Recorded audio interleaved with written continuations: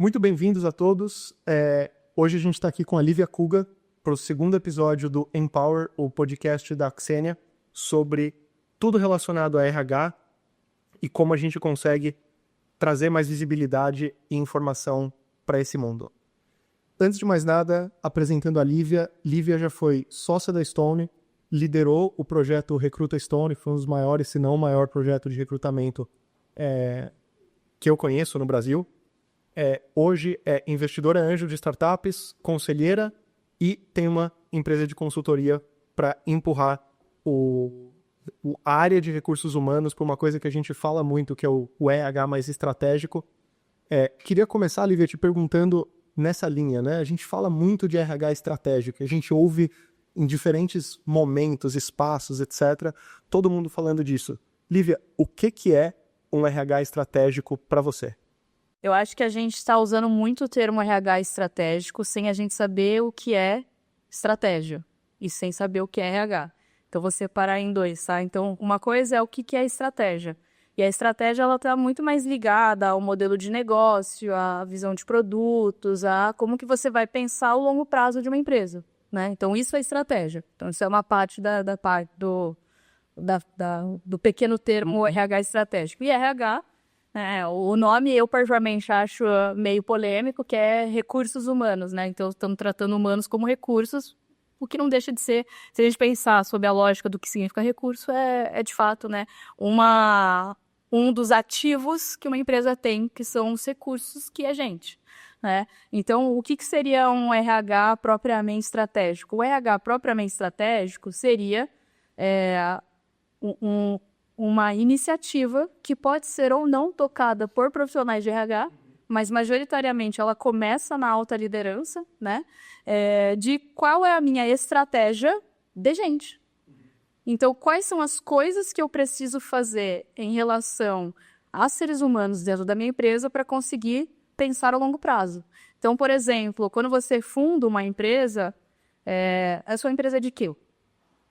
Então, dado isso, o que sua empresa precisa? Então, por exemplo, agora, o Mark Zuckerberg ele é o principal RH estratégico do negócio dele. Por quê? Porque ele está escolhendo as pessoas técnicas mais competentes que ele conseguiu encontrar em inteligência artificial generativa para botar dentro da empresa dele. Porque ele entende que se ele não tiver essas pessoas, ele não vai conseguir o longo prazo do que ele tem de estratégia do negócio dele, que a gente não tem certeza, né, mas a gente já tem indícios que é essa corrida da inteligência artificial generativa. Então, a estratégia, né, de gente, né, o RH estratégico, nada mais é do que essa competência de você enxergar quais são os tipos de pessoas e quais são os melhores arranjos de gente para conseguir garantir a perenidade do teu negócio no longo prazo, dada a estratégia do negócio. Então, primeiro você tem que saber a estratégia. Então, eu sempre falo, né, já entrou na Advisor, né, nas coisas que eu entro nas empresas, a primeira coisa que eu faço é entender qual a estratégia do negócio. Porque, às vezes, vocês estão achando que o problema é de gente, mas o problema é de estratégia. Então, se você não sabe para onde você vai, qualquer pessoa serve, é a mesma coisa. Então, primeiro qual é o modelo de negócio que vocês têm, aonde vocês querem chegar. Dado que vocês querem chegar, vocês têm as competências necessárias? Porque se você não tem, ou você tem que desenvolver internamente, ou você tem que ir atrás de pessoas. Então, enfim, acabei já ampliando aqui, mas é isso. O que é importante do que você fala nessa primeira frase é a primeira coisa que você precisa para ter um RH estratégico, então, é você ter uma conexão com a área de negócios. Você tem que ter a estratégia, né? Eu lembro, a gente se conheceu, né, ele veio em 2017 ou 2018. Com certeza, antes da pandemia, deve ter sido por volta disso. Naquela época, para todos saberem, eu estava fundando uma empresa de recrutamento e seleção. Nem sei se eu chamaria de recrutamento e seleção, eu chamaria de inteligência de people mesmo. Pode ser. Porque assim, recrutamento e seleção, eu penso muito em headhunting. E você não está fazendo headhunting, você está fazendo inteligência de people que facilita o matching, né? E muitas vezes, na verdade, bom você trazer isso, porque muitas vezes a gente via que a inteligência de people ia contra o que a empresa inicialmente achava que precisava. Então, por isso que eu gostei. A gente tinha muitas idas e vindas. E eu tive a sorte de contar com a Lívia como mentora naquela empresa. Esse processo de você entender o que você precisa. ele começa no negócio para você entender de fato onde você precisa alocar seu recurso, seu capital, seja em pessoas, seja em outras frentes, e ele termina numa estratégia coesa de RH que passa por remuneração, passa por clareza de quem que você quer na sua empresa, passa por cultura. Se você vai identificar, quando você chega na sua consultoria e você vai iniciar esse processo de descobrimento, de anamnese, como que você começa esse processo, Lívia? Boa, o começo é sempre em quais são as principais alavancas do negócio, né? Então, vamos pegar uma empresa, sei lá, uma empresa do varejo clássico, né? Vamos pegar, sei lá, uma empresa de transporte, né? Então, uma empresa de fretado. Uma empresa de fretado, qual é a principal alavanca de negócio? Motoristas. Se você não tem motorista, você não tem produto. Se você não tem produto, você não tem negócio. Então, a primeira coisa que você tem que entrar na empresa é entender qual é o serviço que ela presta para a sociedade. Então, a partir disso, você entende qual é o tipo de pessoas que você deveria ter. Então, a primeira coisa é entender realmente o modelo de negócio. E assim, eu dei um modelo de negócio fácil, mas aí você pega, por exemplo, o Uber. O Uber, ele já não é um B2B e ele não é um B2C. Ele é um B2B2C. E, então, ele já tem vários modelos de negócio. Então, a primeira coisa que você tem que fazer quando você entra na empresa é entender qual ou quais são, todas as maneiras que... Quando eu falo alavanca de negócio, é literalmente como a empresa faz para ganhar dinheiro. Então, a primeira pergunta que você faz é como a empresa faz para ganhar dinheiro. E aí, você tenta entender todos os itens de como ela faz para ganhar dinheiro e você pode extrapolar. Como ela poderia ganhar mais dinheiro. E aí, depois você vai para o outro lado. E quais são os grandes ofensores... E aí, um dos ofensores, ao mesmo tempo que ele é um dos maiores protagonistas, um dos grandes ofensores é próprio, né, gente e infraestrutura, via de regra, pode pegar qualquer balanço financeiro. Gente e infraestrutura, geralmente, são os maiores custos de uma empresa. Então, são os grandes ofensores para o negócio crescer. Então, quando você pensa em estratégia, você tem que olhar para qual é o produto, ou quais são os produtos, quais são os serviços que a empresa presta.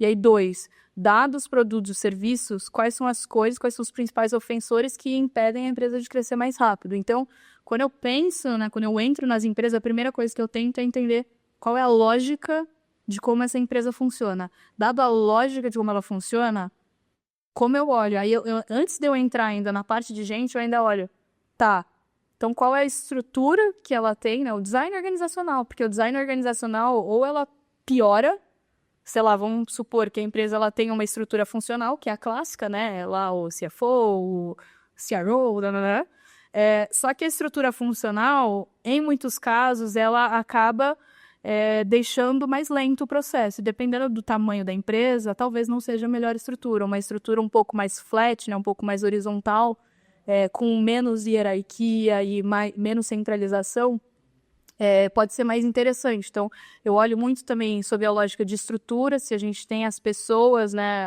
a estrutura, o design organizacional está certo, e se tem as pessoas nessas cadeiras que têm as competências adequadas para o modelo de negócio, que é muito diferente de um fretado, de uma Axênia, de uma startup de inteligência artificial, que está na moda, né? Então, e aí depois disso eu ainda vou... Tá, e quais são as rotinas, rituais de gestão? Como é que vocês fazem para acompanhar essa estratégia, esse modelo de negócio que vocês criaram? Aí agora sim, aí só depois de ter feito esses 3 que eu vou de fato para as práticas de gente, que é o quê? O que é as práticas de gente? É cultura. Como é que você faz para garantir que a relação, né, que os comportamentos entre as empresas, né, entre a empresa, dentro da empresa, entre as pessoas dentro da empresa, é funcional. Porque assim, tem um negócio, não sei em qual empresa vocês trabalham, não sei como é o detalhe do dia a dia na Axênia, mas tem empresas que você vai, tudo pode, e quando tudo pode, tem um problema que é caos. E aí, pode ser que seja funcional para o tamanho da empresa, ou pode ser que já esteja se tornando disfuncional, então você tem que atuar na cultura. Mas você viu que antes eu atuo nos outros 3 pilares, né? Estratégia, estrutura, gestão, e por último, a cultura. O que é muito legal do que você fala é que o seu processo, quando você entra numa empresa, ele não começa no que as pessoas normalmente encaram como RH, como pessoas, né? Não, a remuneração você olha depois. Primeiro, eu preciso saber o negócio, né? E Lívia, como que você assume esse papel? Porque muitas vezes Eu empatizo com o problema que, às vezes, o RH ele não tem o espaço que ele deveria na empresa. Eu li um livro algum tempo atrás, muito, muito bom, chama Outsiders, do William Thorndike. E o que o livro fala, basicamente, é como é que a gente... Qual que é o trabalho, de fato, de um CEO, né? E o trabalho de um CEO, na opinião do livro, ele é muito ligado à alocação de capital. Alocação de capital... Alocação de capital e alocação do seu tempo. Que é uma troca de capital. Recurso, né? Com certeza. O meu tempo, eu tenho uma remuneração, um número de horas de trabalho, a minha hora, ela custa algo para a empresa, né? Sim. A hora mais cara da empresa, by the way, né? Não é. Não tem horas muito mais caras aqui, mas você alocar capital é o trabalho do CEO. O que você está me falando é que o trabalho de um RH estratégico começa com a mesma pergunta: como que eu vou alocar o capital humano dessa empresa, né? E o que você mostra de diferentes estruturas organizacionais, organogramas, etc., que você pode colocar, é uma maneira de você maximizar o que você consegue colocar essa pessoa no lugar certo. Se ela está no lugar errado, ela não vai estar trabalhando ao potencial correto dela. Exato. Como que você enxerga, Lívia, o papel do RH para conseguir se colocar nessa mesa de negociação? Porque, dado, eu acho que um pouco do histórico, muitas vezes o RH nem é convidado para essa mesa, né? A estrutura ou o pacote de compensation, cargos e salários, em alguns casos ele vem fechado. Que dica você tem para o RH para ser convidado para essa mesa, para estar nessa discussão e para poder estar discutindo finanças com o CFO, estar discutindo alocação de recurso, tamanho da empresa, estrutura organizacional com o CEO, com o board, etc. Como é que você entra nessa mesa de negociação? Tá, eu vou separar em duas, mas eu juro que eu vou responder. Não tenha pressa. Boa, então acho que a primeira coisa e eu sempre falo isso para todas as empresas e para todas as pessoas.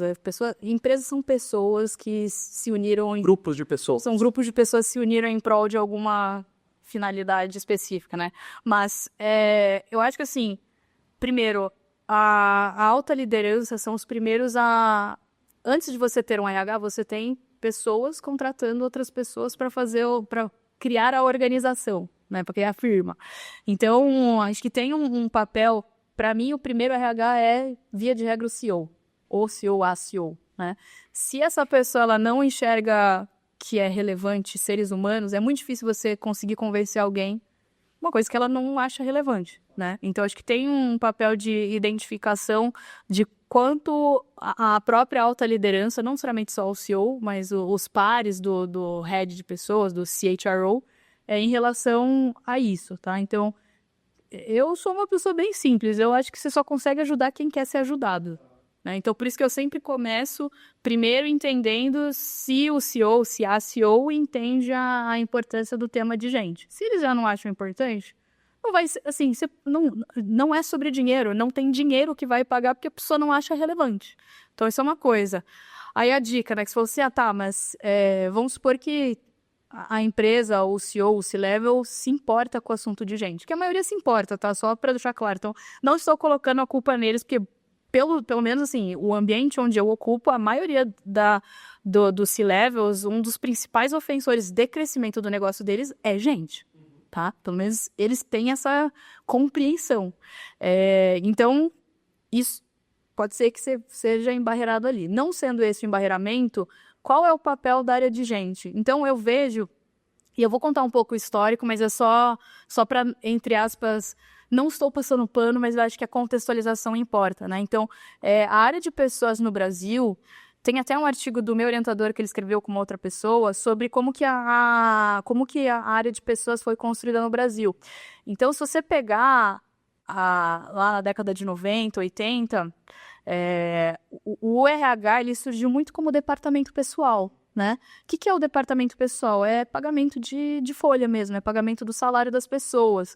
E aí ele saiu de um lugar que ele era o pagador de pessoas, garantia o salário das pessoas para ocupar um lugar estratégico. E que isso também começou a aparecer muito por causa do avanço da tecnologia, que você começou a parar de ver as pessoas só como recursos e de fato enxergar que pessoas com um pouco mais de competências e autonomia talvez consigam fazer coisas maiores, né? Eu particularmente, estou falando de mim, tá? Eu particularmente atribuo uma boa parte dessa mudança de mindset à própria Google, né? Que fez uma revolução na área de gente na década de 90. E aí, quando veio para o Brasil, primeiro que o Brasil é sempre um pouco mais atrasado em relação aos outros países, né? Mas veio para o Brasil com esse discurso raso de temos que ser estratégico, mas ninguém fala o que é ser estratégico. E aí a gente chega nas dicas, né? Então, e aí falando um pouco de dicas, a dica que eu dou é a dica que não me deram, mas o André e o Edu foram muito importantes na minha formação, né? Os dois fundadores da Stone, porque eles eram muito presentes para mim também, né? E tem uma parte de você, e eles sempre falavam isso para mim, Lívia, você precisa entender do modelo de negócio da Stone, você precisa estar muito no balcão, indo com o cliente, conversar com as pessoas. Então, a gente tinha muito essa cabeça, independente da área que você estava, de entender o modelo de negócio. E para você, entre aspas, sentar na mesa, o que você precisa é conseguir conversar de igual para igual, dando não só a sua opinião sobre gente, mas sua opinião de como que você faz o negócio crescer. Então, a principal dica que eu dou é, sim, você vai ter que saber de finanças. Sim, você vai ter que saber, no caso da Xenia, você vai ter que saber sobre diabetes, você vai ter que saber sobre o futuro de saúde no mundo. Uhum. Mesmo porque você, no fim do dia, vai estar contratando esse serviço. Você precisa julgar, você precisa saber se está correto, Exato. como isso impacta o seu negócio.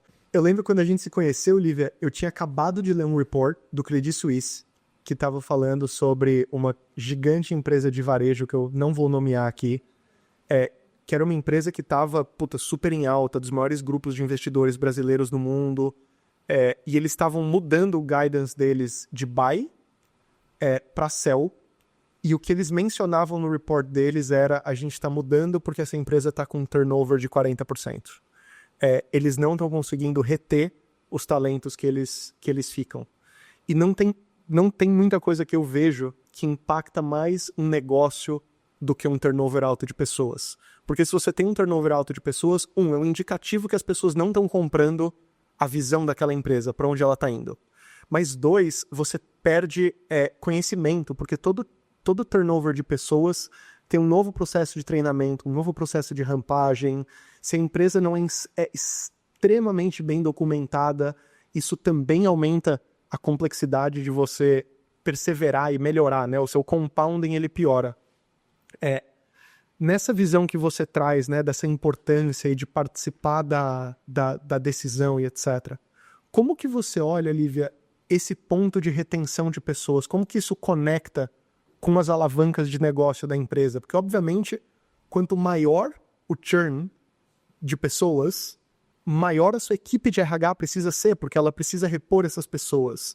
Maior a sua equipe de treinamento precisa ser. O que você conta da sua história na Stone foi uma busca muito clara e forte. Eu lembro que a gente conversava sobre isso. Pela pessoa certa, né? Qual que é a importância da retenção quando a gente pensa na estratégia de longo prazo da empresa? Tá, eu vou só fazer vocês perceberam que eu sempre acabo À vontade. fazendo isso, né? Nem todo turnover é ruim. Então eu já começo polemizando aí, tá? Então eu gosto muito de dar o exemplo do McDonald's, porque eu acho que é um dos maiores cases que a gente tem de turnover que mostra que não é ruim. Então, por exemplo, o McDonald's, o que eles fizeram foi... A gente entendeu, não eu, né? Tô só fingindo que eu sou eles. A gente entendeu que as pessoas que vêm trabalhar no McDonald's no caixa, fritando hambúrguer, fritando hambúrguer não, fazendo hambúrguer, fritando fritas, é o primeiro emprego deles, até eles passarem na faculdade, e depois que eles passam na faculdade, eles saem. Então, o turnover, de fato, é muito alto, porque o tempo médio que as pessoas ficam é de 1 a 2 anos. Então, eles decidiram ser o primeiro emprego das pessoas até elas conseguirem uma faculdade, etc. Então, eles criaram uma estrutura de RH, né, até o Arcos Dourado, que faz a parte de educação e tal, eles criaram uma estrutura que prevê o turnover. Então, dado que eles vão ter o turnover, como é que eu faço ser a melhor primeira experiência para começar a estruturaram bons profissionais para o mercado de trabalho, sabe? Então, nem todo turnover é ruim, só assim, alguns turnovers, eles são só parte do modelo de negócio, e de fato, assim, né? No McDonald's, Eu não sei se tem alguém que pretende o resto da vida fazer sanduíche fritos. Pode ser que tenha, aí tudo bem, né? Mas pode ser que algumas pessoas não queiram isso para a vida. Então, como é que eles preveem um modelo de negócio que permita isso, né? Então, eu acho que isso é uma coisa. E também tem uma outra, que isso é uma coisa muito proprietária de um tipo de modelo de negócio específico, que é o que a Stone viveu, que é o hypergrowth, né? Então, tem que a gente chama de hypergrowth ou blitzscaling. As pessoas pararam de usar esse termo, né? Mas o blitzscaling, ele é literalmente... A gente saiu de 80 pessoas para 6 mil em 5 anos. Quando você faz esse blitzscaling, né, que é uma corrida muito grande por gente, vai ter saídas altas. Claro.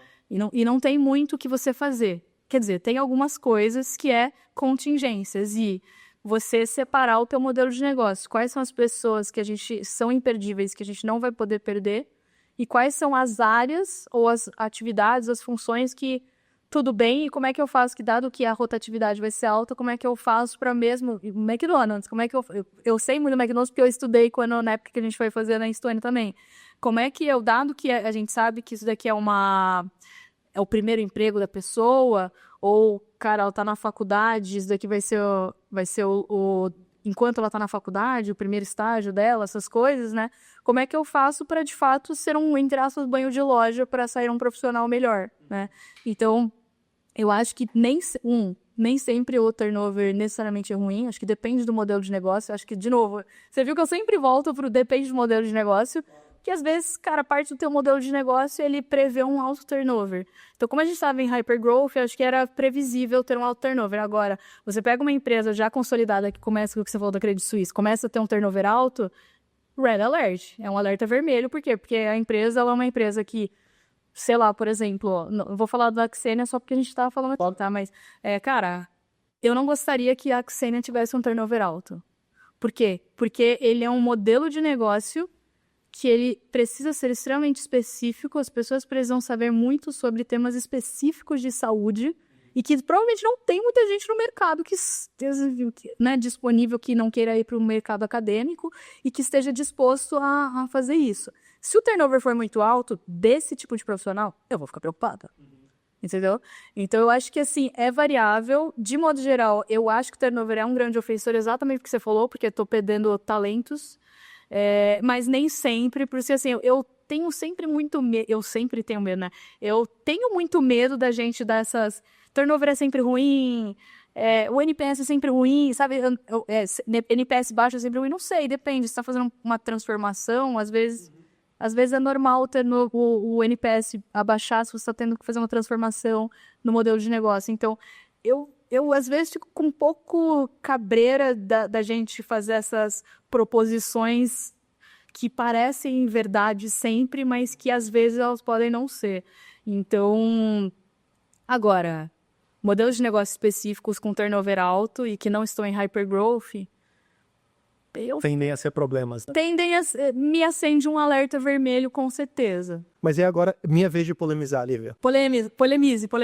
Estamos aqui no ambiente seguro, não tem, obviamente, nenhuma câmera nem vendo a gente vai falar tudo, mas esse exemplo do McDonald's ele é muito interessante, porque houve uma decisão muito estratégica de negócio de entender o porquê desse turnover. Existe um turnover porque a pessoa não está feliz, existe um turnover porque você está sendo poached, existe um turnover porque as pessoas não estão comprando, existe um turnover por liderança, e existe um turnover estrutural. O turnover que você está falando do McDonald's, ele é um turnover estrutural, né? Eu sei que a pessoa vai para a faculdade. Isso é ótimo. Maravilhoso. Exato. A minha expectativa é que em algum momento, talvez eu reencontre essa pessoa em alguma outra situação, ela volte para o McDonald's ou ela vire um comprador, um gerente, né? Mas, dito isso, eu não sei se esse turnover ele é bom ou ele não é ruim. Eu acho que se você perguntar, talvez, para o McDonald's, eles tomaram a decisão mais eficiente, dada a situação que ele está. Mas se você pudesse manter aquela pessoa lá ad eternum, eu imagino que seria melhor para eles. Então, o turnover ele é negativo de uma certa forma, mas fizeram do limão uma limonada. Entenderam que isso é uma restrição de negócio e que a gente vai ter que Conviver go com around, ela, né? A gente vai ter que conviver e vai ter que resolver. E aí a resolução encontrada foi uma resolução muito interessante, que é essa resolução de treinamento. Como é que eu monto um pipeline de pessoas para que quando essa pessoa saia daqui, eu tenha uma outra para colocar, eu não tenha downtime, eu não tenha perda de qualidade. Então, é uma decisão de negócio que realmente entendeu por que as pessoas estão saindo, o que a gente deveria fazer. Isso não é fácil fazer, né? Isso exige isso que você está falando de conhecimento do negócio, conhecimento do balcão, entender por que a pessoa está saindo, né? Como que o RH consegue se aproximar desse entendimento, né? O McDonald's, obviamente, é uma empresa muito grande, estruturada.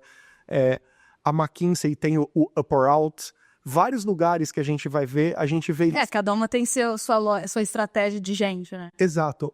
Como que foi na Stone para vocês entenderem a necessidade de vocês, a necessidade das pessoas que trabalham com vocês e montarem uma estratégia de pessoas que conversa com o negócio e não tenta mudar a realidade? A realidade, no exemplo que a gente está falando aqui do McDonald's, cara, esse cara quer ir para a faculdade, então ele vai para a faculdade, eu não vou conseguir reter ele.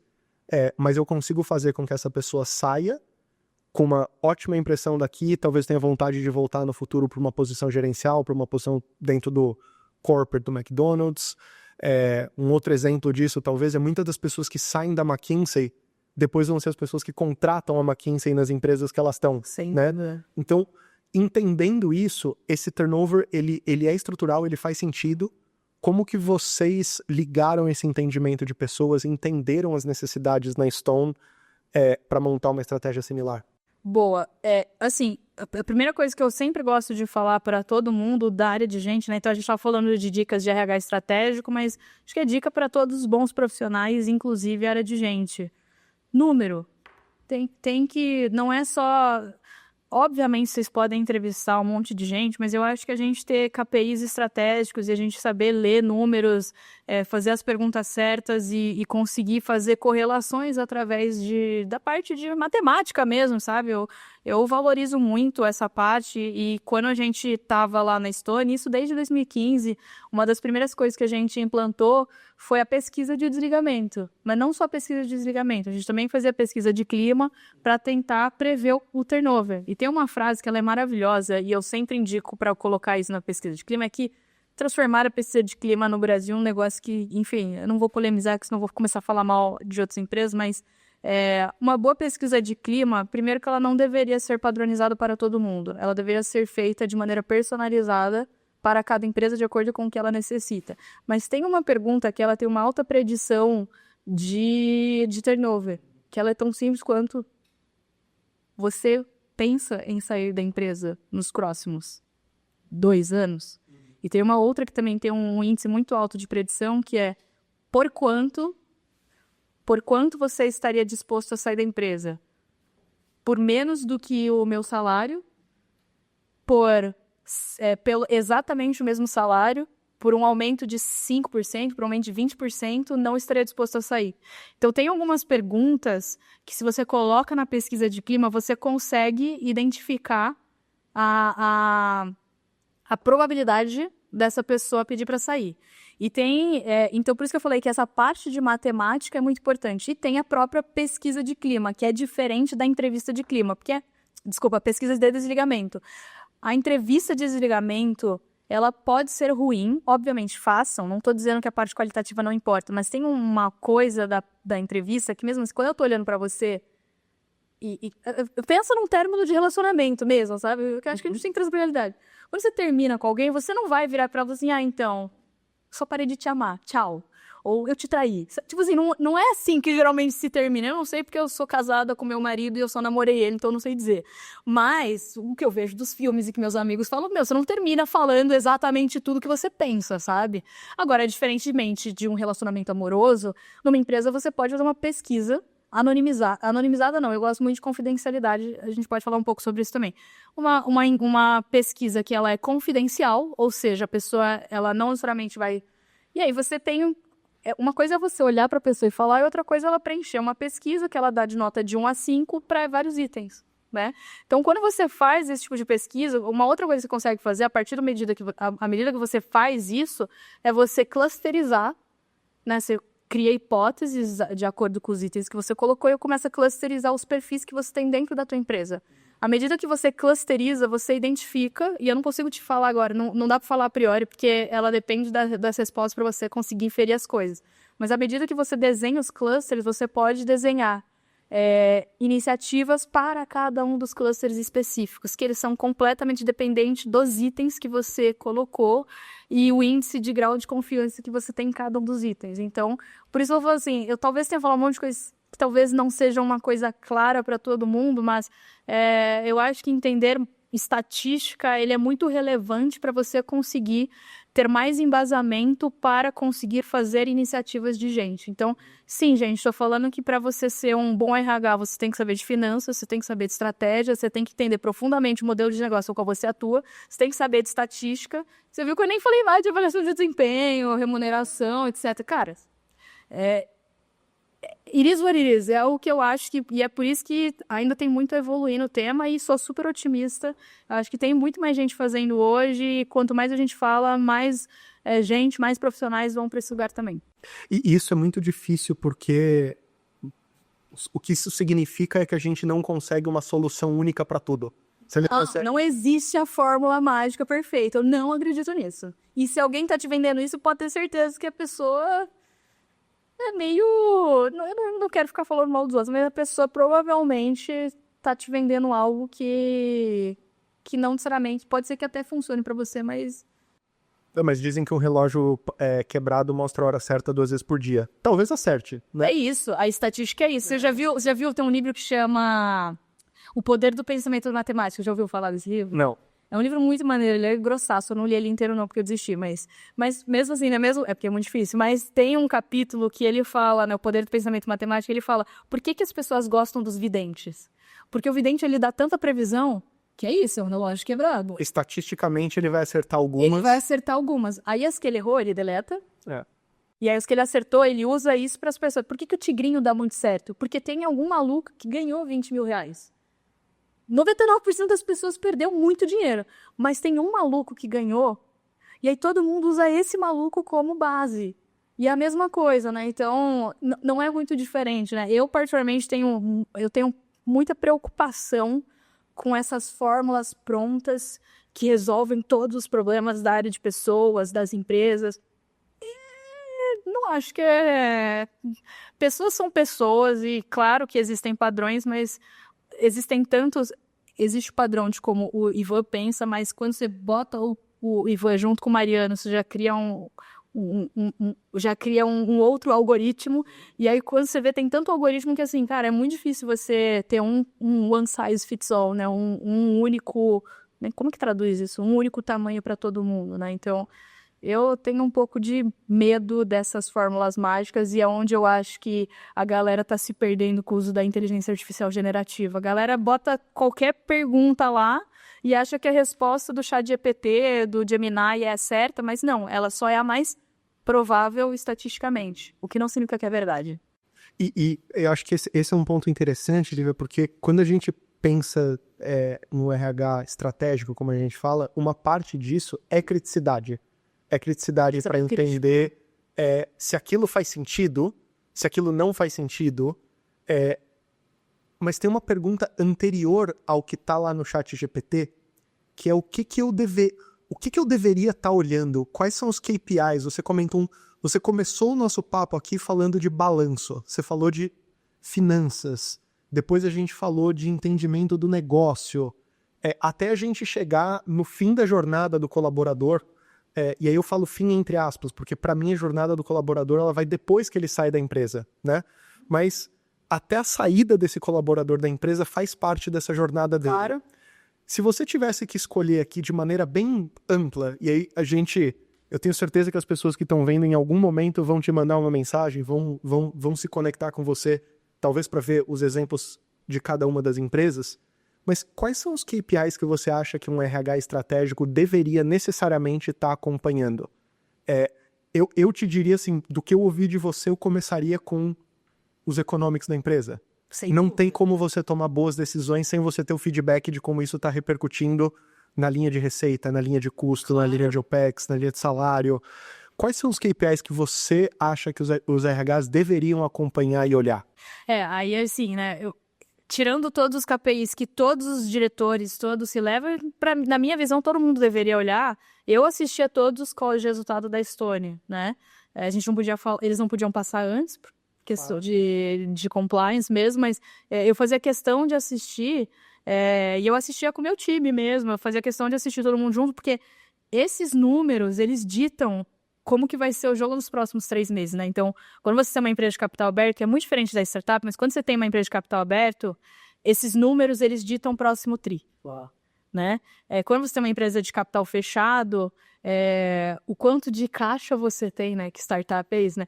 Quanto de caixa, na verdade é isso. Empresa de capital fechado, o quanto de caixa você tem e o quanto você tem a receber, isso já impacta em como que vai ser a dinâmica do dia a dia de trabalho. Então, tirando todos esses KPIs naturais que todo negócio deveria, receita, faturamento, quantidade de clientes entrando, quantidade de churn, né? Esses números macro e custos operacionais, OPEX, etc., CAPEX, etc. Tirando esses números que eu acho, de novo, todo mundo tem que saber ler um pouco. Você não precisa ser o cara do CFO, mas você tem que saber conversar de igual para igual com o CFO do tipo, cara, por que a gente está com esse número tão baixo? E perguntar para ele, você não precisa saber a resposta, mas você saber olhar e falar assim, cara, tá baixo. Tô preocupada. Como que eu consigo ajudar, dado que esse número tá baixo? Se o número de vendas tá caindo, puta, será que eu preciso começar já a protagonizar, contratar mais vendedor? De novo, tô falando que essa é a resposta? Não. Mas você olhar esse número de clientes, número de vendas caindo, você já começa, no ano que você tá, a pensar, puta, talvez... Você não precisa esperar o CFO vir te avisar que o número de vendas está baixo. Vê você. Por que você não pode ver antes? Mas esse é um ponto super interessante, Lívia, porque a gente vive isso daqui talvez um pouco pelo outro lado. O produto que a gente vende tem uma parte grande de dashboard, dados, inteligência. Na maioria das estruturas, você não tem pessoas de tecnologia, pessoas de análise de dados dentro do RH. Então você acaba meio que dependendo de alguma outra área da empresa te trazer esse dado. Total. Como que você resolve esse problema? Tem algumas maneiras, mas você pode trazer uma pessoa para o seu time, você pode trazer um fornecedor que vai te dar dado, mas se você não tem dado, é muito difícil tomar decisão estratégica. Perfeito. E eu acho que as pessoas veem mais como necessário, as pessoas esperam o dado do CFO, mas não tem uma estrutura de dados dentro do RH, e ele está tomando decisões super relevantes, super estratégicas todos os dias para a empresa. Vocês tinham pessoas de dados dentro da área de RH, ou pessoas que têm esse conhecimento? Tem. Aí é que eu nem acabei de concluir a resposta, né? Que acho que tem uns dados financeiros que todo mundo deveria olhar, inclusive a área de gente, que eu acho que sim, isso daí é você conseguir, ou sempre que, sei lá, o financeiro fizer o report, não sei se você faz uma vez por semana, uma vez por mês, uma vez a cada 3 meses, só faz para o investidor, mas você deveria ter acesso ao report, ler e saber criticar o que está no report. Se você não consegue isso, você provavelmente não está sentando na cadeira estratégica. Ponto. Você deveria, se você já senta numa cadeira estratégica, você deveria você deveria ter acesso à informação e você deveria poder questionar sobre os dados que te apresentam. E isso daí é uma coisa, lembra, né, que a gente falou de estratégia, estrutura e gestão. Isso é uma coisa de gestão da empresa, tá? E aí, no RH, aí eu acho que tem os dados de RH que o RH deveria acompanhar, que a gente nem chegou aí, mas eu acho que tem alguns números que eles são proprietários do RH, que o RH que deveria olhar. E aí, sim, a gente eu entrei em 2015, eu acho que desde 2015 a gente já buscava ter relatórios de gente. Então, eu lembro que no começo era eu mesmo, Excel. Era eu e o Excel, aí eu fazia eu mesmo o funil de contratação bonitinho, fazia lá as análises, e aí depois eu consegui contratar um analista, eu nem sei se pelo menos era analista, não sei, eu acho que ele era estagiário, tô pensando assim. Acho que eu comecei com o estagiário, depois peguei um analista, depois consegui... mas a gente sempre teve essa olhar zooming in, né? Olhar no zoom os dados do RH a gente sempre olhou desde que eu entrei na Stone. Não sei dizer antes, mas desde que eu tô lá, intencionalmente, o próprio André e o Edu, eles exigiam isso da gente também. Me fala os principais números. E eu não vou falar os números que eu olhava lá, eu vou falar os números que eu acho relevante hoje. Perfeito. E que, assim, só pra deixar claro, tá? A Stone até hoje tem uma área de People Analytics super séria. Eu lembro, né, o Gui, o Fê, o Gui, ele ajudou, cara, o que ele fez no Data Lake de People ali. Eu lembro que quando ele entrou, eu falei, mano, se você conseguiu, porque assim, tem um negócio de padronizar os dados e conseguir plugar todos os sistemas. A gente tinha mais de 15 sistemas de gente. E aí eu falei, meu, se você conseguiu, eu vou achar incrível. E ele conseguiu. Então a gente contratou uma pessoa para estruturar o Data Lake de People, que é o Gui. E aí a gente também contratou o Felipe Vargas e o Gui Laércio. Não deu nenhum problema falar dos meus amigos. E o Fê... Inclusive, depois a gente convida eles para participar também. Pode ser também. O Gui, eu acho que ele saiu. Eu não sei se o Gui ainda tá fazendo Data Lake de People, ou se ele... Tem um monte de Data Lake para resolver, mas ele é engenheiro de dados mesmo, né? E o Fê, ele era um cara de FP&A, de outra empresa. A gente trouxe ele para a área de gente, para ele ajudar a fazer todas as principais análises, dashboards de People Analytics. Então, eu lembro que toda segunda-feira, isso é ritual meu, tá? Eu tinha esse ritual. Toda segunda-feira, das 8 às 9, antes de eu começar a trabalhar efetivamente, a primeira coisa que eu fazia era abrir o dashboard de People e olhar todos os principais dados para ver, tá dando ruim ou tá dando certo. E aí eu olhava, então eu sabia, hoje eu não sei mais, mas eu sabia na ponta vírgula qual era o turnover da empresa, qual eram as áreas que estavam com pior turnover, quais eram, onde que estava contratando mais, onde que estava demitindo, porque tem um turnover voluntário e involuntário. Então, a gente olhava algumas principais, a gente tinha um índice de produtividade por área, por custo, né? Então, porque... E aí falando dos KPIs, né? Um KPI que eu, particularmente, hoje em dia, tenho gostado muito de olhar, principalmente para as startups, mas não somente, é o índice de produtividade que... né, fazendo uma proxy, não é 100%, é igual o índice de produtividade do Brasil, né, que você calcula PIB por quantidade de população economicamente ativa, na ótica de pessoas você calcula pelo faturamento ou receita sobre a quantidade de funcionários que você tem na empresa, né, então esse para mim é um indicador que ele é bom, porque você consegue fazer você consegue fazer benchmark com literalmente todas as empresas de capital aberto, né? Então, ela é um bom índice para você ver quão distante ou quão perto você está. Não, eu não sei se você sabe, mas até com de curiosidade, como é que chama aquela OnlyFans? A OnlyFans tem o maior índice de produtividade do... Por um múltiplo de tipo 6. Não, era um negócio assim surreal. Eu não lembro agora exatamente o número, mas... Então, assim, eu acho que esse índice de produtividade, que o cálculo é ou faturamento ou receita pela quantidade de funcionários, eu acho extremamente relevante, porque você consegue fazer benchmark com literalmente todas as empresas de capital aberto e algumas de capital fechado que divulgam. Então, tem muita empresa, tipo, eu lembro no Nubank, antes de abrir, que eles já divulgavam esse número. Eu achava ótimo, porque eu podia comparar, por quê? Porque a Stone, embora a gente não tenha exatamente o mesmo modelo de negócio, as duas são de fintechs. Então, isso me ajuda a entender um pouco melhor. Então, esse é um KPI que eu sempre indico para olhar, e aí tem todo o pipeline de gente. Então, quantidade aí vamos lá para o começo do pipeline, que é o posicionamento da marca empregadora, que é para quantas pessoas estão sabendo que a tua empresa é uma empresa que contrata. E, de novo, lembra que a gente estava em hypergrowth. Então, as pessoas, de fato, se inscreverem, clicarem na nossa jornada, né? A jornada, como é que fala? Página de carreira, que na história chama jornada, né? A página de carreira, quantas pessoas entram nas páginas de carreira, nas nossas redes sociais, para ver vaga, engajamento nas redes sociais mesmo. Então, a gente olhava esses números. E aí, depois é todo o índice de conversão mesmo, né? Então, dados os canais que a gente divulga, qual é o índice de conversão por canal, para ver qual é o mais assertivo, qual vale a pena gastar dinheiro, qual não vale a pena gastar dinheiro. Então, você tem o budget de gente, né? Então, desde essa parte de marca empregadora, posicionamento da marca empregadora, que você vê igual marketing, tá? Não... Eu ia comentar isso. Ouvindo você, isso me parece um funil de conversão igual marketing e vendas. Você tem originação, você tem conversão, você quer diminuir atrito. É isso, exatamente. E assim, eu vou ser bem sincera. Em 2015, quando eu comecei, não tinha como fazer benchmarking. Ninguém tinha esses números.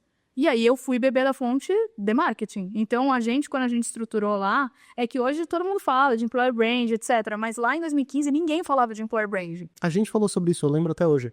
A gente falou sobre isso. A gente falou sobre isso e employer branding era das maiores áreas de investimento, porque ela facilita o resto do funil inteiro. Óbvio, quanto mais gente sabe de você, mais gente talentosa também chega até você. Exato. E mais essa pessoa vai querer trabalhar com você se você tiver uma proposta de valor legal, uma cultura legal. A minha pergunta, assim, eu acho que quando a gente fala aqui de RH estratégico, eu entendo que a gente está caminhando nessa direção. Acho que tá. Mas eu não sei se a gente já chegou lá. Eu não sei se... Óbvio que tem empresas que você tem RHs incríveis e que estão na mesa de decisão. E aí você traz para entrevistar, para usar de referência para os outros também, lógico. Esse é o objetivo. A minha pergunta para você, Lívia, quando a gente pensa no processo de conquistar essa cadeira de RH estratégico, você sente que existe abertura dos gestores, dos CEOs, etc., para um RH que senta? Porque o que você está me falando é complexo. Você está me falando que você tem que entender de marketing e vendas, porque você precisa tocar esse funil de conversão. Você precisa entender um pouco de finanças, porque você precisa entender como que isso esbarra no seu negócio, que linha de receita ou custo isso afeta. Tem um lado até de entender quais são as necessidades da empresa, o que o seu investidor está cobrando, seja capital aberto ou fechado. Você precisa entender um pouco de tudo. Uma vez que você seja SRH, que você tenha acesso ao dado, que você tenha uma área de dados, quando você tem isso e leva um argumento para o seu CEO, ou para o seu VP, ou para quem quer que seja, você sente abertura de realmente ouvir o RH? Isso é uma pergunta. E a pergunta 2 você sente que existe uma correlação entre quanto mais estruturado é o seu argumento, quanto mais dado você traz, e quanto mais abertura e realmente espaço estratégico você tem, ou você não sente essa mudança? Excelente pergunta. Eu vou responder primeiro intuitivamente. Eu tenho uns dados aqui para te... Maravilha. Mas, assim, o que eu vejo é que, até em termos de alta liderança mesmo, né? Tem duas coisas. O grau de escuta que a pessoa tem e o grau de compreensão de números que ela tem. Porque a gente tá falando que o RH tem que saber números, mas nem todo... Assim, não sei quantos CEOs você conhece. Nem todo CEO também sabe olhar os números. Então, quando ele não sabe olhar os números, as decisões elas são pautadas em achismos, que inclusive é uma das minhas grandes críticas. Até publiquei com o Sandro Mantega uma coluna no Estadão falando sobre os excessos de achismos que algumas empresas utilizam, tá? Então, acho que tem um grau de quanto a própria alta liderança também entende e sabe olhar esses números, que eu acho que a gente também tem um papel de letramento da alta liderança que nem todo mundo já tem. E tem uma outra coisa que é escutativa mesmo. Então, eu não acho que isso é um problema do RH especificamente, e sim, tem algumas pessoas que, quando elas entram em figura de poder, elas começam a parar de ouvir as pessoas. Não sei se vocês já conheceram alguma pessoa que tem esse estilo de personalidade. Então, eu não diria que é exatamente um problema do RH puramente, mas de um problema de escutativa. Então, uma pessoa que tem uma escutativa baixa e um baixo conhecimento em finanças, vou falar o que eu faria. Foge. Vai embora. Sim, você não vai conseguir fazer nada. Uma pessoa que tem escutativa alta e o técnico e ainda não tem o conhecimento técnico, dá para trabalhar. E eu acho que um papel, você como área de pessoas estratégica, é ajudar, inclusive, a achar mentoria, treinamentos, formação, capacitação para essa liderança conseguir garantir o longo prazo da empresa, né? E aí, se a pessoa tem escutativa baixa e um técnico alto, às vezes se você aprender a falar o mesmo idioma dela, ela começa a te escutar, porque ela tem escutativa baixa, mas ela não é burra, entendeu? Então ela vai, em algum momento, se você começar a trazer os argumentos, que é a sua pergunta de maneira estruturada, em algum momento ela vai te respeitar, tá? E aí tem um outro lado, que é o sonho de vida de todos nós, que é a escutativa alta e técnico alto. Se você encontrou essa alta liderança na tua empresa, aproveita para aprender e para ensinar. É a melhor opção, né?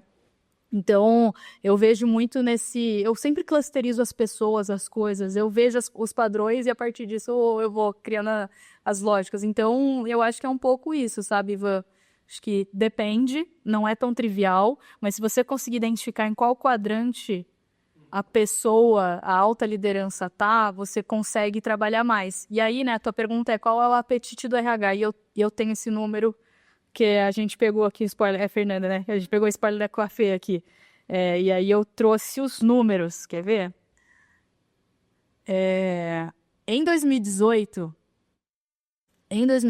um estudo da Deloitte mostra o que é esperado das skills do profissional de RH hoje, tá? E aí você vê em 2018, esperava-se que eles tivessem... 14% das empresas esperava que o pessoal do RH tivesse habilidades de Research, Development and Analytics, né? Research é tipo pesquisa meio acadêmica mesmo, é estatística, é mais para esse lugar. E hoje já 22%. Então ele tem aumentando as empresas estão começando a entender que o RH precisa sim saber de números. General Finance foi de 11% para 15%. E aí tem uma parte de compliance, que a gente não falou muito disso, mas é importante. A gente acabou falando tanto das partes técnicas, mas também tem uma parte regulatória, que a área de pessoas também é o grande detentor do conhecimento hoje. Né? Ele nasceu do departamento pessoal. Eu conheço gente que foi do jurídico e veio para o RH exatamente por causa disso. E aumentou bastante também. Em 2018, essa parte de labor, né, trabalhista, ele saltou de 8% para 16%. Né? Então, assim, cara, o que eu posso dizer é que para você ser um RH muito bom, trampo. Tem que entender de várias áreas, né? Tem que entender um pouquinho de tudo. E eu acho que cada vez mais o C-Level, eles estão atrás de CHROs que tem essa cabeça. Tanto é que se você olhar em termos de C-Level, um que mais aumentou a remuneração nos últimos 5 anos também foi a pessoa de RH. Isso é incrível, eu acho que... Não, maravilhoso. Pra mim, que acho que a síntese de tudo é gente, é maravilhoso. Saber que os próprios C-Levels entenderam isso. Isso eu acho que é fantástico para a indústria como um todo, né? Você acha que a gente já chegou no nível de desenvolvimento da posição do RH para que a gente consiga ter o recurso necessário para fazer o que a gente quer? Ou você acha que a expectativa das pessoas é mais alinhada com o que a gente fala dessa origem de DP, né? Por que eu estou perguntando isso, Lívia? A gente, no nosso negócio aqui, eu vou dar o exemplo que eu conheço, né? A gente passou 18 meses com 2 PhDs, sendo um deles um PhD do MIT, para juntar as diversas bases de dados, que são mais de 40, só para saúde de colaborador. Então, Gympass, Zenclub, Seguro Farmácia, todas as operadoras, só para eu conseguir ter inteligência disso. E foi um time de médicos para fazer a classificação de um exame. Claro. Foi um time de engenheiros de dados para criar as conexões, as APIs, os ETLs, para você limpar esse dado, normalizar, garantir que o que está lá está bom. Cara, foram 18 meses. Você acha que se um RH tenta fazer isso hoje dentro de casa, ele tem o recurso para fazer isso? Ele consegue falar, vou contratar desenvolvedores, vou contratar engenheiros de dados, vou contratar PhDs em dados? Ou tem quase que uma expectativa de que o RH seja meio esse pato que faz um pouco de tudo, e não precisa tanto dessas áreas, já tem o time de desenvolvimento, só que aí quando vai para o time de desenvolvimento nunca é prioridade, né? Como que você enxerga o recurso que o RH tem para fazer tudo isso que é exigido dele? Tá, eu sempre vou separando as perguntas, né? Mas eu acho que assim, falando de perfil de RH, tá? Eu vejo que existem 3 perfis de RH e ele existe uma cronologia. Então, existe o primeiro tipo de RH, que é o que a gente chama de reactor, tá? Que em português seria, sei lá, reativo. Aí você tem o que a gente chama, que eu acho que é onde o Brasil está hoje, tá?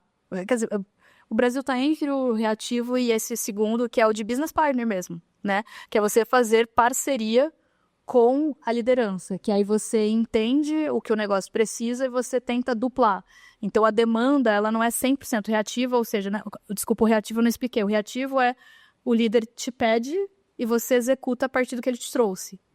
O business partner vamos pensar junto o que será que a gente precisa, né? Que você falou, né? Os PhDs. E aí tem um outro modelo que esse é o preditivo, né? Preditivo. No começo do ano, eu até escrevi um artigo sobre o avanço porque para mim esse é o futuro, tá? Por isso que eu falei que é uma cronologia. E aí o preditivo, O preditivo, ele vai olhar, é o que eu falei, ele vai olhar lá, cara, eu tô vendo uma tendência da quantidade de vendas diminuir. Às vezes, o líder, o cara de growth, nem viu ainda que tá diminuindo, ou ele viu, mas ele não refletiu, e você vai virar e falar assim, cara, deixa eu te falar, você precisa promover esse cara, porque ele tá desmotivado, você precisa mandar embora essas pessoas, porque elas já não estão entregando, você precisa contratar outras pessoas. Isso é o preditivo. Porque você, a diferença do business partner para o preditivo é que antes até da pessoa, da liderança perceber que ela tem um problema, o RH já identificou, porque ele também olha para números, né? E aí, a partir desses números que ele já está olhando, ele age antes. É o sonho do state of the art, né? E aí, eu li um artigo falando sobre, né, onde que o RH analítico vai chegar, e é de fato assim, em algum momento a gente vai ter tanto dado, eu acho que a tecnologia está trazendo a gente ter uma visibilidade muito maior de dados, a ponto de eu conseguir fazer simulações de tipo, puta, se eu mexer o perfil, como que é o impacto no negócio? Se eu tirar essas pessoas, como que isso impacta imediatamente? Você conseguir criar essas simulações, e a partir das simulações você prevê, então vamos para esse lado aqui, porque eu vi que se a gente mexer nessas alavancas, isso vai para cá, vai para cá. Então, você já tem uma predição. E aí, onde que a gente está hoje em termos de People Analytics, tá? E estou falando do mundo porque eu não achei dados do Brasil. Cerca de 4, se não me engano, era 4 ou 5. Depois eu posso pegar o número e aí a gente bota lá uma errata, se for o caso. Mas, se não me engano, era 4% das empresas dos Estados Unidos estão no nível de preditivo, de fazer simulações, etc. A maioria das empresas, elas estão começando a apurar os dados, que é onde eu acho que a Stone está também. Talvez agora ela já tenha evoluído um pouco mais para predição, mas estou conseguindo padronizar os dados, categorizar e ter uma visibilidade maior dos dados, a ponto de eu conseguir. Às vezes eu prevejo, às vezes o líder me traz, ainda não está 100% assertivo, mas a gente está chegando lá. Então, acho que ainda tem um espaço muito grande. Então, você perguntou de recurso? Não, eu acho que a gente ainda não falar. Eu acho que é natural a gente chegar, e eu acho que tem 2 coisas muito importantes para acontecer. Que uma é o próprio RH começar a saber mais de estatística e conseguir identificar que se shit ins, shit out. Se entram dados que não estão categorizados, clusterizados e de uma maneira estruturada, dados desestruturados não me dizem nada. Eu preciso ter o ID do funcionário sempre. Por isso que eu falo, eu não gosto de nada anônimo. Lembra que a gente falou do anônimo? Eu não gosto de nada anônimo porque o anônimo eu não consigo clusterizar. E os dados puros, eles me dizem alguma coisa, mas eles dizem no máximo uma média de desvio padrão. Agora, se eu consigo acompanhar a jornada de todos os pontos de entrada dos funcionários, eu começo a conseguir ter informações a ponto de se tornar sabedoria, né? Aquela pirâmide dos dados, né? Que é ter dados é uma coisa. Ter dados estruturados já se torna informação. E aí, informação, se você transforma em conhecimento, knowledge, e se você consegue transformar em knowledge, é sabedoria. E a sabedoria é a predição. É incrível você falar isso, Lívia, porque é exatamente o mesmo processo que a gente tem em saúde. E É tudo igual. O avanço de saúde é exatamente a mesma linha que você traçou. É uma linha de reativo, onde a pessoa passa mal e vai no médico. Que é onde a gente está hoje, né? Que é onde a maioria do mercado está hoje. Desculpa, vamos ouvir que você... É onde a maioria do mercado está. É onde a maioria do mercado está hoje e ele passa por vários problemas que o RH também vive, que é o problema de acesso a dados, é o problema de confidencialidade, mas você tem... Gente, eu nunca tive que se depara, que incrível. É muito parecido. Igualzinho. É a mesma coisa, assim, ou seja, você pode estudar saúde para aprender sobre RH. Ou vice-versa. E vice-versa. Você deveria ir para um modelo preditivo, onde, da mesma maneira que você tenta chegar no seu colaborador antes do turnover, você deveria chegar na pessoa que vai ter um problema de saúde antes dele ter. Não, que é um negócio tipo, eu gostaria muito de saber, vou dar um exemplo real, tá? O meu avô, eu não conheci ele, tá? O meu avô, ele morreu de ataque cardíaco. Eu tenho certeza que eu tenho algum nível de predisposição. Eu acho. Por quê? Porque eu tenho... É genético. Eu não sei se mas na minha cabeça entendeu? Normalmente tem. Normalmente tem. Só que, eu saber isso com antecedência, será que eu não consigo me cuidar melhor para... Não é 100% chance de evitar, mas diminuir o risco? Eu acho que é muito isso, é a mesma coisa. Eu ia adorar. Eu gostaria muito de ter essa visão. Eu acho que a gente está chegando lá, né? O caminho é esse, e na minha opinião, assim, ele é um caminho sem volta, porque o custo não deixa com que seja diferente. Não, o custo de você ficar doente hoje é muito caro. Em absenteísmo para a empresa, em custo para o reajuste do plano de saúde. Não, é pra tudo. Voltando para os quadrantes que você colocou, você basicamente tem 4 quadrantes. Você tem o quadrante que é o ideal, onde a pessoa é técnica e escutativa. Você tem o quadrante que é o pior, onde a pessoa não é técnica e não tem escutativa, e aí talvez você esteja empurrando uma pedra ladeira acima para tentar ser um RH estratégico num lugar desse. E aí você tem a pessoa que é técnica e não tem escutativa, e aí o to-do aqui do RH é levar argumentos sólidos, embasados em dado, para que essa pessoa vá ganhando confiança no dado e no que você está trazendo. O que tem escutativa baixa, que eu acho que é uma boa parte, porque, de novo, tem um negócio a ver com... É científico, tá? É um negócio a ver com poder. O poder faz algumas pessoas, elas diminuírem naturalmente a escutativa. Então, cara, estruturação de dados é o melhor caminho para a pessoa de escutativa baixa, talvez te ouvir. É humano. É humano. Em 2000 na primeira edição da Brasil at Silicon Valley, eles levaram o Doug Leon, que era o Managing Director do Sequoia, o maior fundo de investimento do mundo, e foi o cara que fez o primeiro investimento no Nubank. E perguntaram por que o Sequoia, que é o maior fundo do mundo e fez o maior negócio dos últimos anos no Brasil, não estava no Brasil. E ele falou 2 coisas. Uma das coisas que ele falou foi porque não tem pool de talento suficiente no Brasil para suportar uma empresa em hypergrowth do jeito que a gente quer. O que faz você pensar exatamente nesse quadrante que você está falando, né? Esse pool de pessoas, ele depende de formação e ele depende da sua capacidade de trazer essas pessoas, né? Porque você está competindo com muitas outras empresas. Para esse 4º perfil, que é essa pessoa que ela tem escutativa, mas ela não é técnica, qual que é a sua dica para o RH ganhar espaço nesse lugar? A pessoa que ela tem escutativa alta, mas que ela não é técnica. Aí é desenvolver o técnico da pessoa, né? Porque no final do dia, um bom CEO, uma boa CEO, ela também, assim, no final do dia você quer fazer o negócio dar certo e o negócio crescer para até pagar salários melhores, etc, né? Então, para você conseguir fazer isso, é importante que a pessoa que está tocando o negócio saiba muito. Então, acho que o grande ponto é você acaba se tornando o braço direito, o mentor, o coach, chamamos como quiser. E aí eu acho que é um papel seu ajudar a pessoa, mesmo que você não seja técnico, você não precisa ser técnico para identificar que a pessoa é ou não técnica, né? Mas você, tipo, cara, incentivar a pessoa a buscar ou investidores, anjo, ou advisors que tenham uma visão técnica maior para blindar a pessoa de tomar decisões de maneira ingênua, né? Porque no final é o grande ponto do CEO, eu concordo com você, tem uma parte de recurso, mas é tomar mais decisões certas do que errada no final do dia, né? E aí, quanto menos você tem de conhecimento técnico, maior a tua chance de cagar, entendeu? De acabar tomando decisões ruins. Então, como é que você diminui a chance de você, dado que você tem escutativa alta? Ou você se cerca de gente muito melhor do que você em todas as frentes, que eu acho que essa foi muito a cabeça do André, assim. O André, ele é bem assim.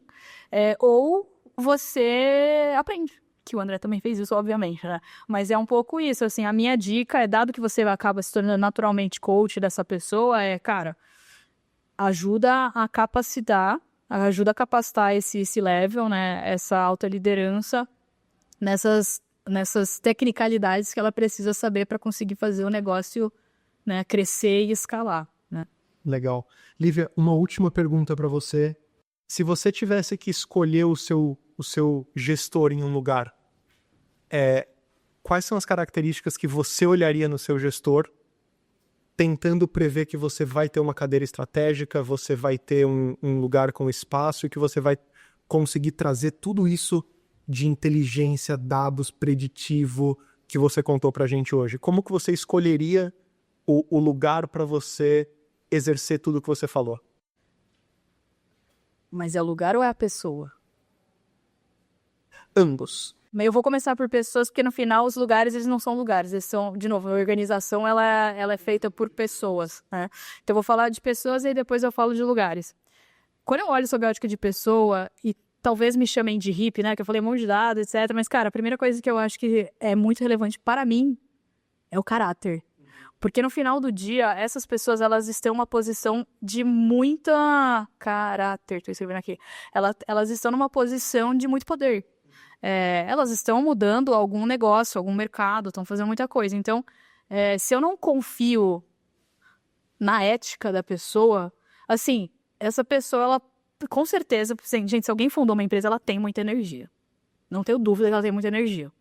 Se ela tem muita energia, mas ela não tem uma ética que é confiável, em algum momento eu vou acabar fazendo alguma coisa, porque ela vai, né, direcionar coisas pra mim, e pode ser que eu saiba, pode ser que eu não saiba. Então, acho que a primeira coisa que eu olho, de fato, é caráter, tá? Aí a segunda coisa é, de fato, competência. Quando eu falo competência, é competência para a função. Então, gente, a gente tá falando da Xenia, mas eu juro que eu não tô tentando vender eles, tá? A Xenia, ela é uma empresa da área de saúde.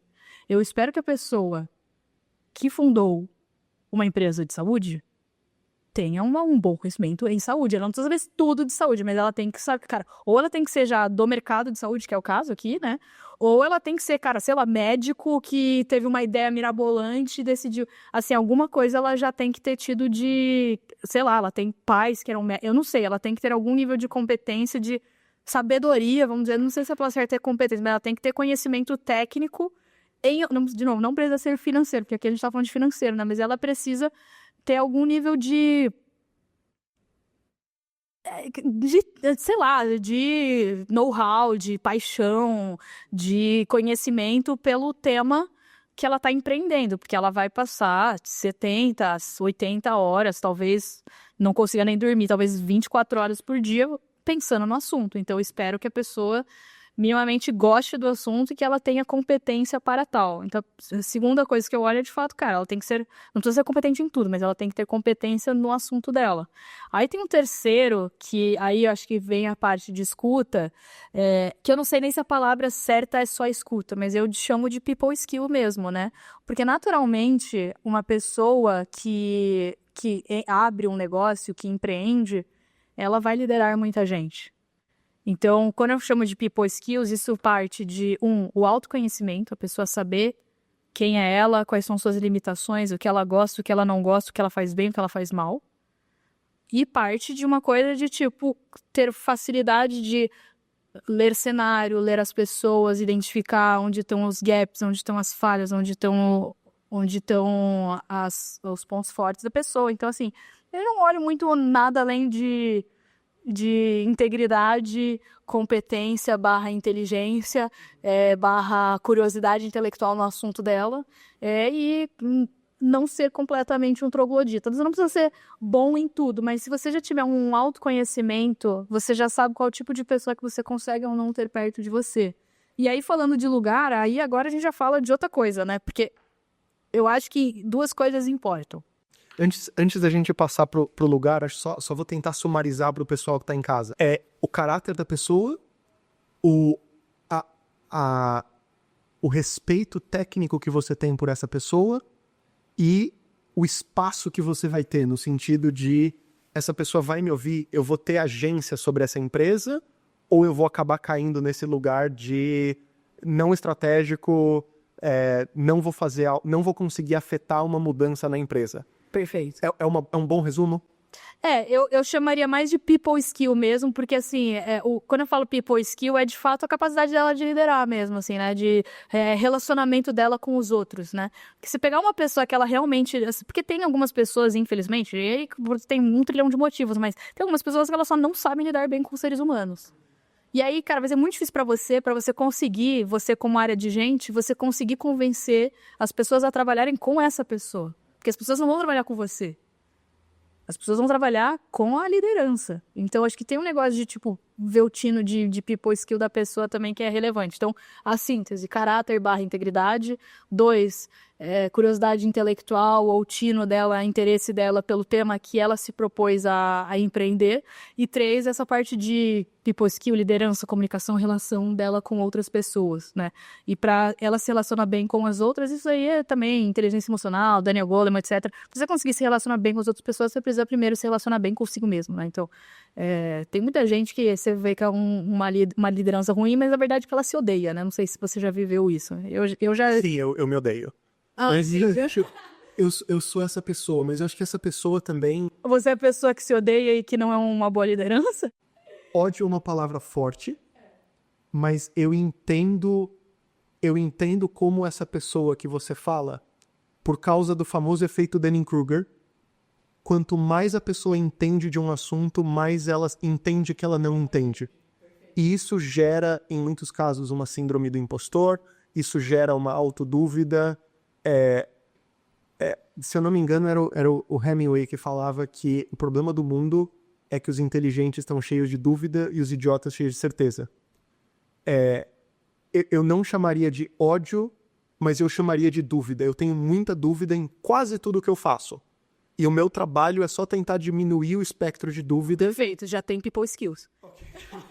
Ok. Não, é porque assim, pra mim, é que assim, a pessoa conseguir, pra mim o people skills tem a ver com isso, né? Você entender que você não é bom em tudo, mas o fato de você saber que você não é bom em tudo, já te faz com que as pessoas queiram se aproximar de você exatamente porque você tem a humildade intelectual, né? A humildade intelectual de saber que ninguém é perfeito, inclusive eu também não, né? E isso já faz você ser uma liderança mais inspiradora exatamente porque você não se coloca na figura de o totem, né? Então, e é muito engraçado, né? Porque existe a diferença entre a liderança pelo exemplo e a liderança pelo poder. Que é eu tô fazendo isso porque a pessoa mandou em mim. Que é muito diferente de eu estou fazendo isso porque eu entendi, porque faz sentido pra mim. Né? Então, pra mim, quando eu boto esse espectro de people skill, ela não está liderando porque ela é o chefe, porque ele é o dono, porque ele é não sei o que lá. Essa pessoa está liderando porque eu confio no que essa pessoa está falando, mesmo que eu não entenda. Por isso que o negócio de competência importa, entendeu? Perfeito, e por isso que essa escolha da pessoa é tão mais relevante, né? Pra mim, assim, de novo, óbvio que eu entendo que empresas são empresas, mas a relação com as pessoas, pra mim, me importa mais do que o lugar. Porque, no final, é tudo sobre gente, entendeu? As pessoas, assim, as empresas vão e voltam, algumas empresas dão certo, algumas dão errado, algumas não dão... Tipo assim, a NeuroStream, e eu te falo com tranquilidade, eu achei o modelo de negócio sensacional. Mas o mundo não estava pronto. O mundo não estava pronto para ela. E tudo bem, talvez se você lançasse ela hoje, talvez ele tivesse pronto. Essa vai ficar para um próximo podcast, mas tem um amigo em comum nosso que está fazendo o que, nas palavras de uma das pessoas da empresa, é a NeuroStream de hoje, no momento Preciso conhecer, né? Hã? Eu preciso conhecer essa pessoa. Eu sei quem é já? Você sabe quem é. Ah, então você vai ter que me contar off. A gente termina o podcast e eu te conto, mas você provavelmente trabalhou com ele. Ah, eu quero muito saber. Eu vou terminar, na verdade, eu falei da pessoa, mas quero só falar do lugar. Conta do lugar. O lugar, né, depois de você olhar a pessoa, eu acho que tem duas coisas que você tem que avaliar. Uma é o mercado de atuação, entendeu? Por exemplo, o varejo, respeito pra caramba o varejo, mas o varejo, ele tem uma margem muito baixa e ele é muito volátil, né? O mercado, ele é muito volátil, tipo, alguns presidentes de outros países falam uma coisa e, tipo, isso muda completamente a dinâmica hoje, né? Então, tem alguns mercados que eles têm uma intensidade que ele é muito volátil de acordo com o que alguém fala em outro país e não sei o que lá. Então, acho que tem uma coisa de você olhar com muita atenção o mercado atual mesmo. Então, por exemplo, saúde. De novo, eu sempre falo da Xenia, mas é só porque a gente está aqui no podcast da Xenia, entendeu? Saúde é um negócio assim, é um negócio meio necessário. Você não tem muito para onde fugir. É até a legislação mesmo, entendeu? Que joga a nosso favor, então tem uma barreira de entrada e que tem uma estabilidade maior do que o varejo. Então tem uma coisa que é olhar o mercado, e não estou dizendo que não é para entrar no varejo, eu estou falando que é você identificar como é a sua personalidade e até onde você está disposto. Então, assim, gente, a dinâmica do varejo, ela é puxada. Então, se você gosta de aventura, pô, seu lugar. Eu gosto muito de startup, que é mercados que, tipo, são inovadores, disruptivos, que vão mudar e também pode quebrar. No D0. Então, eu acho que é muito você entender a sua personalidade. Então, eu acho que vale a pena você olhar as dinâmicas do mercado. Quando você olha o lugar, a dinâmica do mercado, se a dinâmica do mercado é uma dinâmica que você tolera ou não tolera. E tem um segundo, além do mercado, que é parecido, mas que é o que a gente chama de moat, né? A barreira de entrada, o quão fácil... Defensável é o seu negócio, né? Exato, o quão é fácil, quão é difícil entrar, e uma vez que você tá dentro, quão é difícil de sair, de ser expulso, né? Então, esse negócio do moat, ele é importante de acordo com o modelo de negócio. Então, e aí, de novo, eu gosto de startup porque a maioria vai errar, mas aqui acertar vai ser a próxima Amazon, entendeu? Então, eu acho que tem um negócio disso que eu particularmente acho muito legal ver, mas é o meu estilo. Mas quando eu olho o lugar, eu olharia, assim, sempre para essas duas coisas. O mercado atual e a dinâmica do mercado, como ele opera, e o dois, o moat, né? As barreiras de entrada, o quão fácil ou difícil é entrar. E, de novo, não tem certo e errado. Eu acho que você tem que olhar o mercado e olhar a sua dinâmica interna de qual que você se sente mais confortável ou não. Se você tem mais predisposição a risco ou não. Se você tem mais predisposição à dinamicidade ou não. Então, eu acho que é um pouco por aí. Perfeito. Lívia, a gente passou por acho que 30 tópicos diferentes aqui. Deve ter sido difícil. Que papo incrível. A gente obviamente não tem tempo de aprofundar em todos eles. Para as pessoas que talvez tenham interesse em falar com você mais sobre os assuntos que a gente explorou aqui, como é que as pessoas chegam em você? Boa, obrigada por fazer esse... Eu sou muito ruim nisso, eu tô tentando melhorar, juro. Tem o LinkedIn, que é onde eu mais entro, converso e troco, que é Lívia Kuga, muito fácil de achar. Eu ainda não entrei direito, mas estou começando a tentar entrar no meu Instagram, que também é Lívia Kuga. Eu não sei se você sabe disso, mas eu tô começando também, tô começando a fazer YouTube também. Legal. Tá bem incipiente, mas eu devo começar a entrar no YouTube também, vai chamar Lívia Kuga, então não é muito difícil. E eu tenho um Substack, que ele não chama Lívia Kuga, ele chama Caminhos no Trabalho, em que eu posto uma vez por mês, eu pego algum assunto e aí eu dou deep dive em 3 pilares, porque eu não achei ninguém que fazia isso na minha app e eu falei, cara, deixa eu ser eu, então, se ninguém tá fazendo, deixa eu fazer, que é o quê? Eu pego algum assunto e eu falo em 3 pilares. Definição. Segundo, academia. Eu trago algum paper ou alguns papers acadêmicos que estão falando sobre o tema. Terceiro, práticas de mercado. E aí o quarto, que é meio relevante, mas esse é só para também, né, ter algum nível de propriedade, que é a minha opinião pessoal. Então eu sempre trago nesses temas. Então, por exemplo, eu fiz um de People Analytics, que foram coisas que a gente trouxe, e aí é isso. Eu falo, cara, o que é People Analytics? Como que a academia vê People Analytics? Quais são as práticas de mercado que eu conheço que usam People Analytics? E a minha opinião pessoal sobre como o tema está sendo visto, né? E aí eu faço isso de assuntos que eu estou estudando mesmo, assim, porque eu curto e por que não deixar mastigadinho, né? Para quem quiser acompanhar, a gente vai colocar os links aqui no podcast para vocês acompanharem a Lívia também. Lívia, super obrigado por ter vindo. Eu sei que a gente tem mais 1 trilhão de coisas aqui para explorar. Adoraríamos ter você para o Lívia Kuga 2.0 para frente. E quem está assistindo, se vocês tiverem ideias, dicas de coisas que vocês querem explorar depois na segunda visita da Lívia, mandem uma mensagem pra gente, um comentário, a gente vai tentar no nosso máximo colocar isso dentro da programação. Boa, valeu pessoal, obrigada. Obrigado, gente.